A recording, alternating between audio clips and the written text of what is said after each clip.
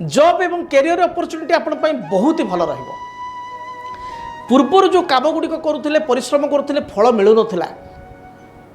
अन्य मान को आपण को श्रेय दि जाऊला आपण को जाशुणी पार्सालिटी कराउला कर्म क्षेत्र में आपण सहित छलना करा से समस्त जो चक्रांतरू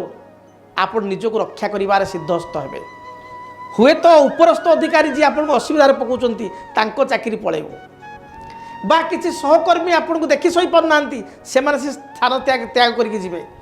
किंबा आपनकर किसी अन्य संस्था रे चाकरी हे जिवो भलो जगह रे बा अन्य जगह को चेंज हे जिवो प्रमोशन हे करी आपन सेमान को ठारो मुक्त हे जिवे मुक्ति पाई जिवे आइदर सेमान आपन को छाड़ंतु नले आपन तांको ठारो निजको मुक्त करांतु ए भली गोटे पॉजिटिविटी आपन देखिया को पाइबे ए जून 5-10 आप देखिए प्राय अक्टोबर भितर घटना घटी जोटा कि बहुत भल कथा तेणु कर्म क्षेत्र में आपको गोटे पॉजिटिव स्थिति आपको देखुची।